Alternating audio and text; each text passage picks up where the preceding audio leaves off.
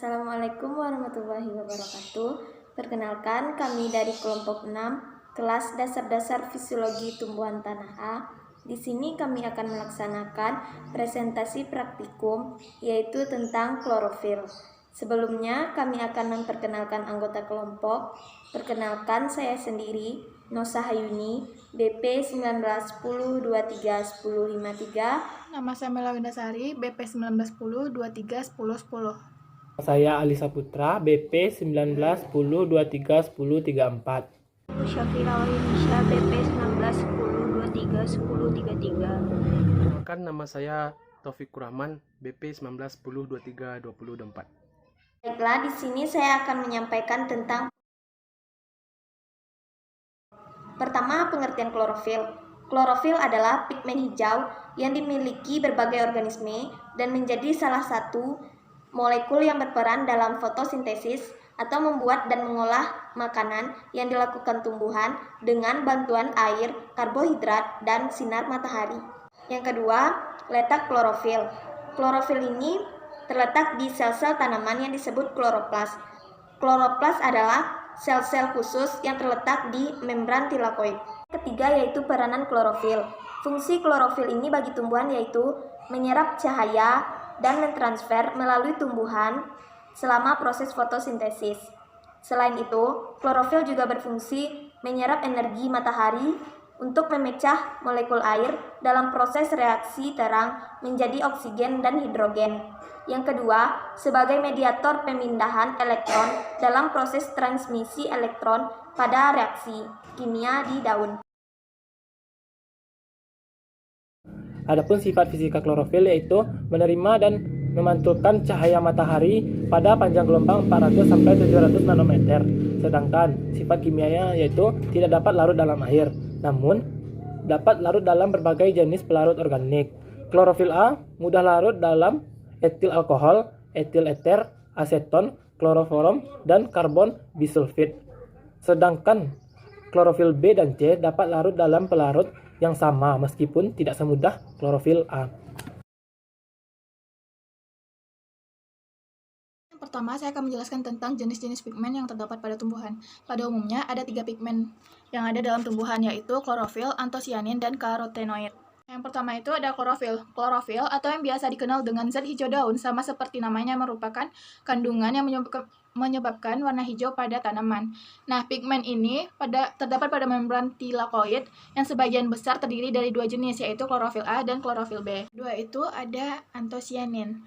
Antosianin ini merupakan pigmen yang dapat memberikan warna biru, ungu, violet, magenta, merah, dan orange pada bagian tanaman seperti buah, sayuran, bagian daun, akar, bunga, umbi, legum, dan sereal. Nah, antosianin ini ditemukan di vakuola dalam sel tumbuhan. Antosianin ini dapat berfungsi untuk melawan proses oksidasi dalam tubuh. Ketiga yaitu karotenoid. Nah, karotenoid ini dibagi menjadi karoten dan xanthofil. Karoten adalah pigmen yang menyebabkan warna orange, sedangkan xanthofil adalah pigmen yang menyebabkan warna kuning. Nah, karotenoid ini mampu melindungi tumbuhan terhadap solarisasi dengan cara menyerap kelebihan cahaya, dan ini mempunyai aktivitas antioksidan yang sangat tinggi, di mana akan memiliki dampak pada meningkatnya sistem imun atau kekebalan tubuh. Nah, karotenoid ini juga sebagai penghasil provitamin A. Untuk fungsinya sendiri, klorofil memiliki 3 fungsi utama, yaitu memanfaatkan energi matahari, yang kedua memicu fiksasi karbon dioksida menjadi karbohidrat, dan menyediakan dasar energetik. Pada umumnya, klorofil ini terdiri dari klorofil A, klorofil B, klorofil C, dan klorofil D. Namun, pada kebanyakan tumbuhan hanya memiliki. Nah, yang pertama itu ada klorofil A. Klorofil A itu merupakan suatu senyawa kompleks yang berada di antara magnesium dengan porfirin yang di dalamnya mengandung cincin siklopentanon atau cincin V.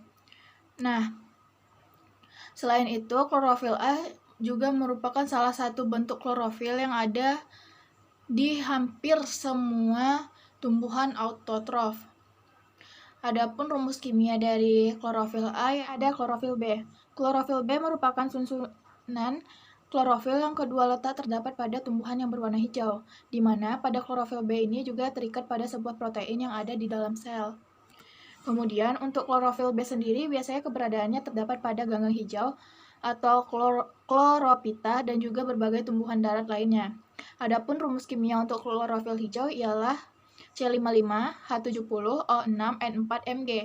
Pada klorofil A dan juga klorofil B mempunyai kemampuan yang sangat kuat untuk melakukan penyerapan cahaya di bagian merah dan juga bagian ungu spektrum.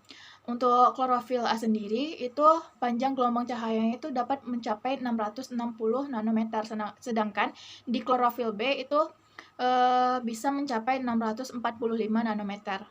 Nah, selanjutnya yang ketiga yaitu klorofil C. Nah, pada klorofil C ini biasanya terdapat pada ganggang coklat Biophyta dan juga pada diatome Bacillariophyta. Nah, yang terakhir ada klorofil D.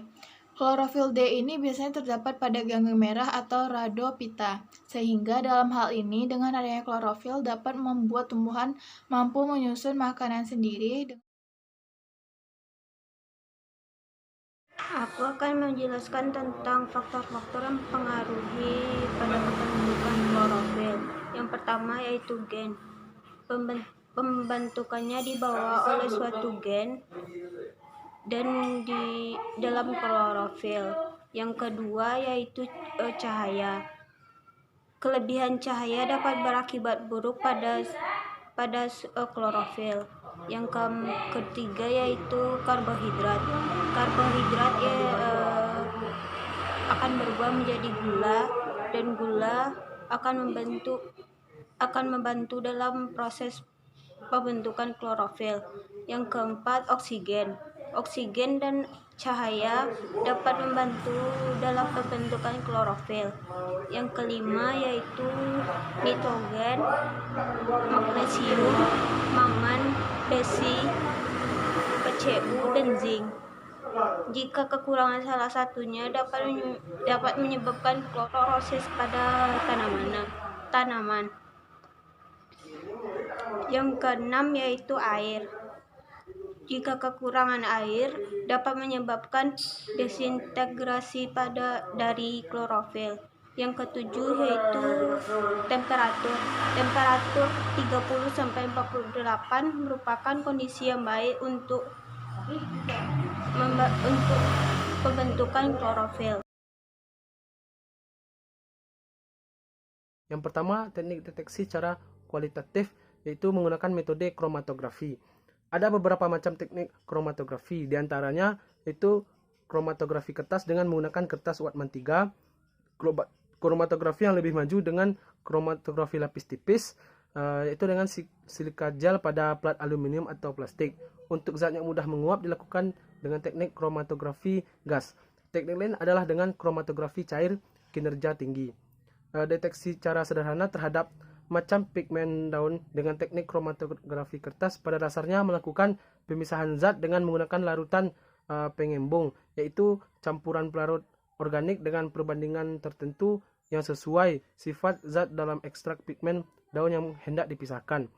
Setelah ekstrak pigmen daun yang ditotolkan pada kertas Whatman 3 dicelupkan dalam larutan pengembang dalam bejana tertutup yang jenuh uap larutan pengembang. Zat yang paling larut akan merambat dengan lebih cepat. Selanjutnya, deteksi secara kuantitatif. Analisis kuantitatif adalah penetapan berapa banyak jumlah suatu zat dalam sampel. Klorofil merupakan pigmen yang menyerap cahaya, yakni radiasi elektromagnetik pada spektrum yang kasat mata. Senyawa putih mengandung semua warna spektrum kasat mata, mulai dari merah sampai violet. Tetapi seluruh panjang gelombang unsurnya tidak diserap baik secara merata oleh klorofil. Penentuan kadar klorofil dalam jaringan tumbuhan dilakukan dengan cara mengekstrak pigmen klorofil dengan aseton ataupun metanol. Kemudian hasil ekstrak yang telah diamati desentrifugasi lalu diabsorpsi dan dilakukan pengukuran menggunakan Selanjutnya kita akan masuk ke dalam materi yaitu tentang spektrofotometri. Spektrofotometri yaitu suatu metode yang digunakan dalam kimia analisis yang digunakan untuk menentukan komposisi suatu sampel baik secara kuantitatif maupun secara kualitatif yang didasarkan pada interaksi antara cahaya dengan materinya. Cahaya yang dimaksud yaitu dapat berupa cahaya visible, sinar UV, dan sinar inframerah. Sedangkan materi dapat berupa atom dan molekul, namun yang lebih berperan adalah elektron valensi. Alat yang digunakan dalam spektrofotometri disebut dengan spektrofotometer. Prinsip dari spektrofotometri adalah berdasarkan adanya interaksi antara materi dengan cahaya yang memiliki panjang gelombang tertentu. Baiklah, sekian hasil presentasi dari kelompok 6. Kalau ada kata-kata atau penyampaian yang salah, mohon maaf. Saya akhiri. Assalamualaikum warahmatullahi wabarakatuh.